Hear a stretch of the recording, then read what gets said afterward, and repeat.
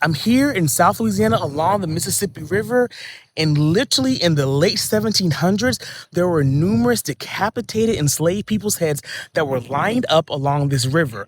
Now, you may have learned about different slave rebellions, but one that does not get talked nearly enough about is one that happened in 1795 in Pointe Coupee Parish, about 40 minutes or so away from the city of Baton Rouge. Let's talk about it. Along the Mississippi River was prime land for plantations. As a matter of fact, Julian Poydras owned several plantations and was a large plantation and enslaver in South Louisiana.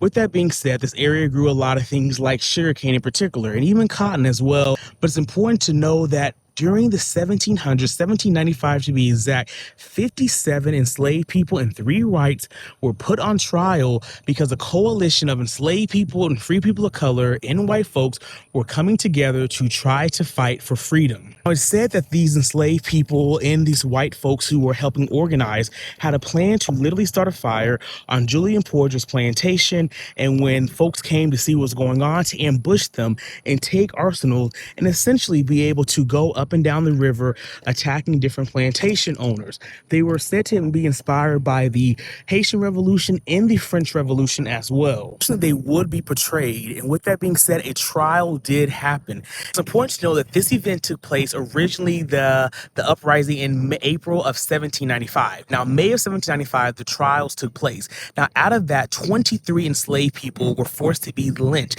That's literally what happened. They decapitated them and put their heads along the Mississippi River to essentially stoke fear of the other enslaved people who might see this. It's important to remember that enslaved people greatly outnumbered those that were enslaving them in this region. Other folks were found liable as well and sent to do hard labor in other colonies. It's important to remember that since the inception of slavery, there's always been a spirit of fight, rebellion, and resistance amongst enslaved people in places like Louisiana, where you have this in 1795, but then also downriver again in 1811. And these are just a couple examples amongst many ways in which enslaved people rebelled against the institution of slavery all throughout the Americas in numerous ways in Louisiana as well.